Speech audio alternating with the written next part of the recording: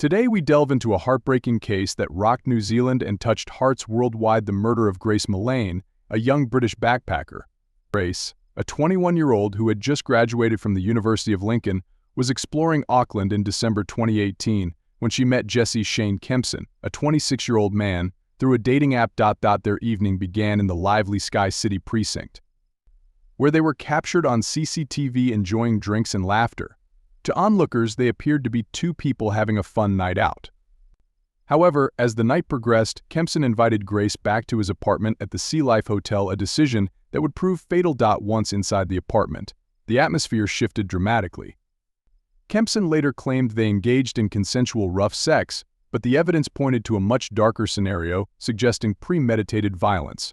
Grace, trusting and unaware, had no reason to suspect the danger she was in. Tragically, the enjoyable evening morphed into a nightmare. Grace never left that apartment alive. In the early hours of December 2nd, 2018, Grace's life was brutally cut short. Initially reported as a missing person, her disappearance raised alarms when she failed to contact her family on her birthday. Her loved ones, who were accustomed to constant communication, quickly alerted the New Zealand police. Using surveillance footage from that night, investigators retraced Grace's movements, identifying Kempson as a person of interest. When police arrived at the Sea Life Hotel, they learned that Grace had last been seen entering Kempson's apartment, and CCTV footage confirmed she never left. This contradiction in his account raised suspicions, leading police to bring him in for questioning. Despite appearing cooperative, Kempson's story began to unravel, especially as investigators found blood stains in his apartment. As evidence mounted, the focus shifted from a missing person case to a homicide investigation. In the days following Grace's disappearance, Kempson's behavior also raised red flags. Surveillance footage showed him purchasing cleaning supplies and a large suitcase. This tragic case underscores the dangers that can lurk in seemingly innocuous situations.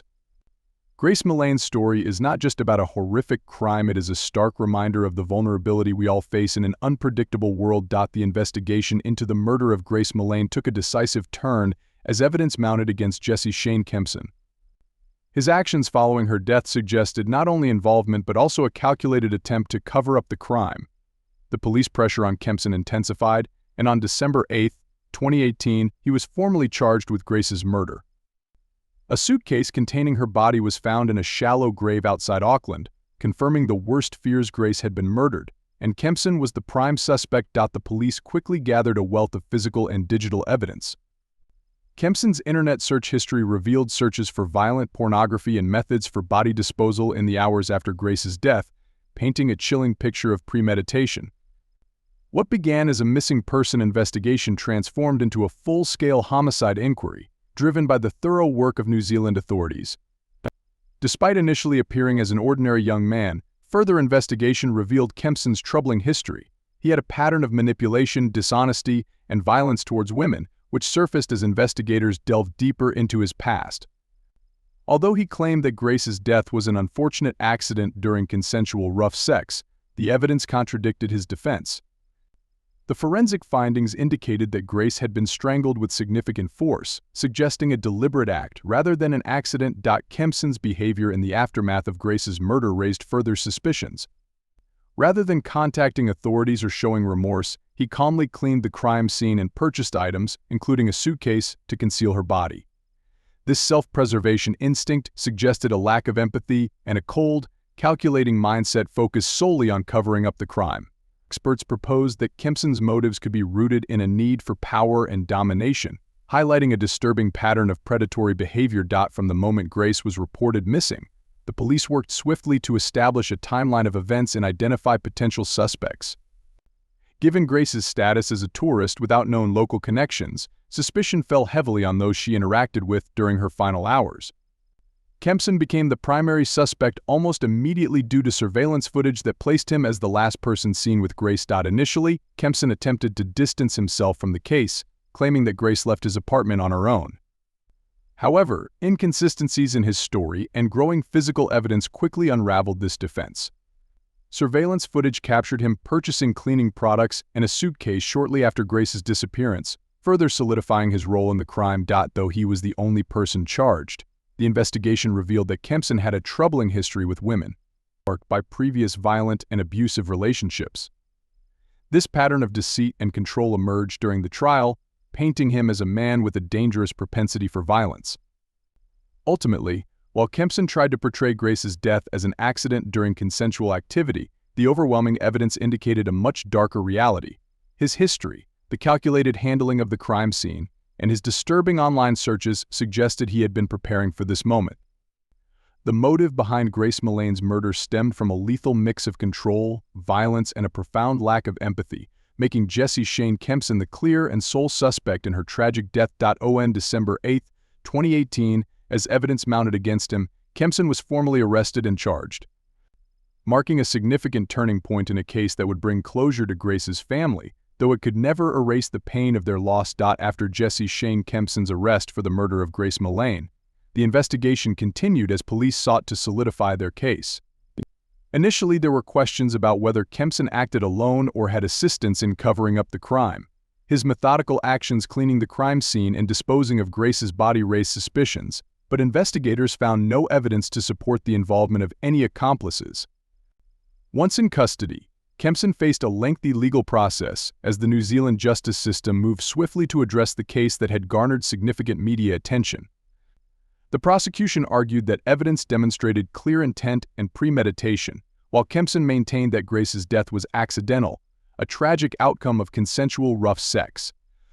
His disturbing internet search history and actions after Grace's death pointed to a deliberate act of violence. The murder deeply impacted Grace's family and the wider community in both New Zealand and the UK. Grace, a vibrant young woman who had just graduated, was a source of joy for her parents, David and Gillian Millane. When they learned of her disappearance, they rushed to Auckland, only to face the devastating reality of her murder. The family became public figures in their grief, with David Millane speaking out about his daughter, describing her as loving and family-oriented. The legal proceedings brought additional pain as graphic details of Grace's final moments emerged, compounding their grief. Even after Kempson's conviction, the Millane family felt an emptiness that no verdict could fill. In the years following Grace's death, they established the Love Grace charity, providing backpacks to victims of domestic violence, transforming their grief into a legacy of kindness. Grace's murder resonated throughout New Zealand, reminding the nation that violence can occur anywhere. Vigils held in her memory united communities in a shared sense of loss and a commitment to support her family. The tragic murder of Grace Millane sparked a profound sense of loss and empathy within New Zealand and beyond. People from all walks of life came together to mourn a life lost too soon, feeling a deep connection to Grace's story, which could easily mirror that of their own daughters, sisters, or friends.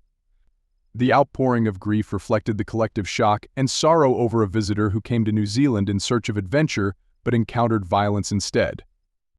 Grace's death ignited national discussions about the safety of women, particularly solo travelers.